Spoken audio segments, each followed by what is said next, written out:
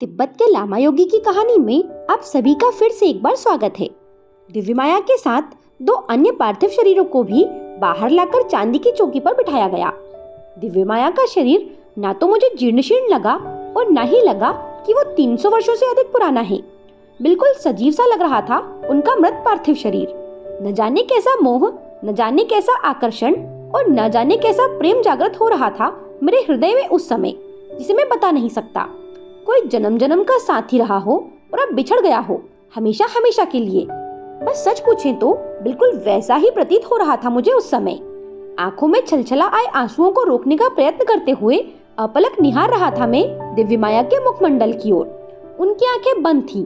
लगता था जैसे गहन समाधि में लीन हो वो। मुझे लगा जैसे उनके होंठ हिल रहे हों और वाणी फूटने वाली हो अभी अभी। मैं मन ही मन सोचने लगा, क्या इसी बेजान और निर्जीव पार्थिव शरीर के माध्यम से पूरे 300 वर्ष की साधना की थी दिव्य माया ने? क्या इसी 300 वर्ष पुरानी काया में निवास करने वाली आत्मा मिली थी मुझे दिव्य माया के रूप में? क्या सचमुच शताब्दी के अंत में फिर शरीर धारण करेगी दिव्य माया? क्या सचमुच पुनर्जन्म ग्रहण कर काशी में पुनः मुझसे भेंट करेंगी वो? क्या वो मुझे पहचान पाएंगी और कैसे पहचानूंगा मैं उनको? सब कुछ अविश्वसनीय और आश्चर्यजनक था, लेकिन फिर भी आत्मा की अमरता, जन्म, पुनर्जन्म, परकाया प्रवेश, शरीर की नश्वरता आदि के संबंध में जो जिज्ञासाएं थी, जो कौतूहल था और जो प्रश्न थे मेरे मन में, अब वो सब शांत हो चुके थे। अब कुछ भी शेष नहीं रह गया था मेरे भीतर। प्रांगण का वातावरण धीरे धीरे गंभीर होने लगा था। सभी महात्मा, योगी और साधु संत एकत्र होने लगे थे, जिनमें कुछ लामा थे और कुछ भारतीय मूल के लोग थे। सर्वप्रथम पंचामृत और पंचगव्य से अभिषेक प्रारंभ हुआ तीनों शरीरों का। फिर उन पर चंदन के साथ एक विशेष प्रकार का लेप लगाया गया, पुष्प मालाएं पहनाई गई और अंत में 3 दीप आधारों पर दीप प्रज्वलन कर पार्थिव शरीरों के सामने रखकर सुगंधित धूप जलाया गया, जिसके प्रभाव से वातावरण सुगंधित हो उठा। प्रधान लामा ह्यूंग च्वांग थे। उन्हीं के निर्देशन में अनुष्ठान हो रहा था। अनुष्ठान के पूर्ण होने पर एक अविश्वसनीय अद्भुत चमत्कार वहां घटित हुआ, जिसकी कल्पना भी नहीं की जा सकती।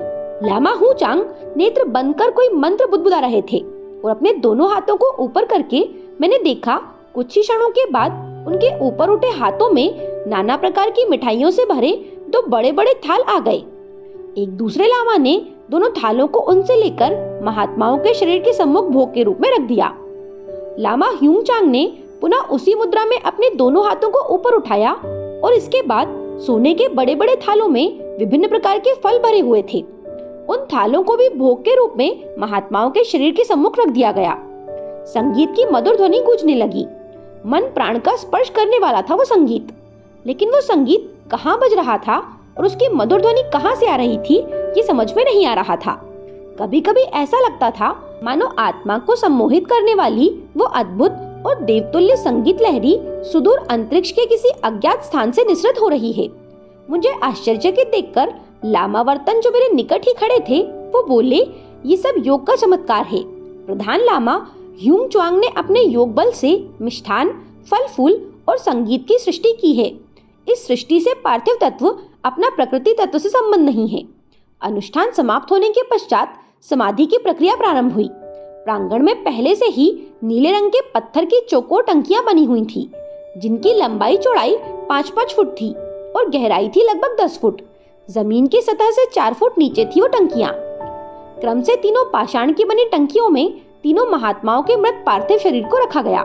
फिर रेशमी चादर से शरीर को ढक दिया गया और फिर टंकी के बराबर चौकोर मोटे पत्थर से टंकियां बंद कर दी गईं और उन पर मिट्टी डाल दी गई। अंत में तीनों समाधियों पर घी का दीपक प्रज्वलन कर दिया गया।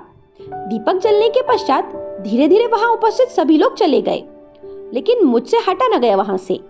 एक और चुपचाप मौन साधे में बैठा रहा और अपलक निहारता रहा दिव्य माया की समाधि पर जलते हुए दीपक को।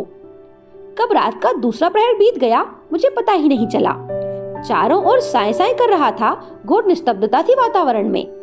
पूर्णमासी का रुपहला चांद आकाश में काफी ऊपर चढ़ाया था और हिमाच्छादित उतंग पर्वत शिखरों को चूमती हुई रुपहली चांदनी गल रही थी धीरे धीरे। घोर नीरवता छाई हुई थी चारों तरफ। सहसा मुझे लगा जैसे फुसफुसाहट के स्वर में कोई कुछ कह रहा हो। अब मेरी आत्मा मुक्त हो गई है, शरीर के बंधन से मुक्त। किसी भी प्रकार का प्राकृतिक बंधन अब नहीं रह गया है मुझ पर। मैं अब स्वतंत्र हूँ। कुछ समय के अंतराल के पश्चात काशी में जन्म ग्रहण करूंगी मैं। मेरी प्रतीक्षा करना।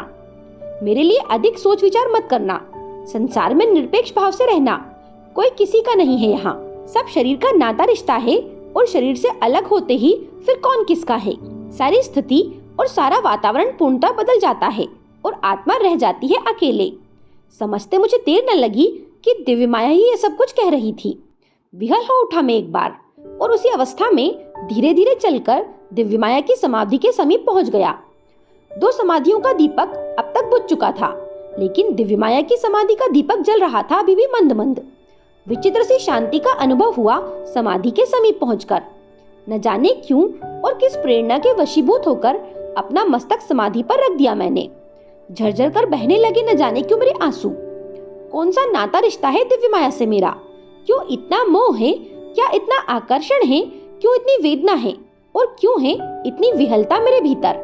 कौन बताएगा मुझे? कौन समझाएगा? और कौन मुझे सांत्वना देगा? हे भगवान, अब मैं क्या करूं? उस रात मुझे नींद नहीं आई। बार बार दिव्य माया की आध्यात्मिक छवि आंखों के सामने थिरक उठती थी और तब किसी अव्यक्त वेदना से टीस उठती थी मेरी आत्मा में। कैसी थी वो वेदना? मेरे समझ से परे थी। मठ में जितने लोग बाहर से आए थे वे धीरे धीरे अपने अपने स्थानों पर चले गए थे। मणिसंभव और हरसिद्ध स्वामी के अतिरिक्त लामा ह्यूंग चांग रह गए थे। ज्ञात हुआ कि लामा ह्यूंग चांग सिद्ध योगी हैं। कई प्रकार की योग तांत्रिक सिद्धियां उपलब्ध हैं उनको, जो अपने आप में दुर्लभ हैं। लामावर्तन ने ही मुझे ये सब कुछ बताया और ये भी बताया कि वे आकाशगामिनी विद्या जानते हैं, जिसका आश्रय लेकर वे आकाश मार्ग से दूर दूर तक की यात्रा करते हैं। उनका तीसरा नेत्र भी खुला हुआ है, जिसके द्वारा भूत, भविष्य और वर्तमान तीनों कालों को वो देख सकते हैं। लगभग 50-60 मील की दूर पर एक मठ है, जिसका नाम है गर्सियांग मठ। गर्सियांग मठ योग तंत्र के साधकों का अति प्राचीन गढ़ है। लामा ह्यूंग चांग उसी मठ के आचार्य हैं। ये सुनकर मुझे अति प्रसन्नता हुई। लालायत हो उठा मैं उनसे मिलने के लिए। वे मठ में बिल्कुल अलग एक कोठरी में रहते थे। उनकी कोठरी बंद रहती थी, केवल एक बार खुलती थी और वो भी 2 घंटों के लिए। ज्ञात हुआ कि शेष समय ह्यूंग चांग समाधि में रहते थे। उसी 2 घंटे में मिलते थे लोगों से। सत्संग की दृष्टि से 2 घंटा पर्याप्त था मेरे लिए। जब मैं उस महान योगी के सम्मुख हुआ तो सहसा रोमांचित हो उठा मेरा पूरा शरीर। उस समय लामा साधना से निवृत्त हुए थे। अपूर्व कांति थी उनके चेहरे पर उस समय। अपने आसन से लगभग आधा फुट ऊपर स्थित थे वे। उनको आसन सिद्धि थी, इसमें कोई संदेह नहीं। सिद्ध पुरुष है महाशय, ये तो पहले ही समझ लिया था मैंने।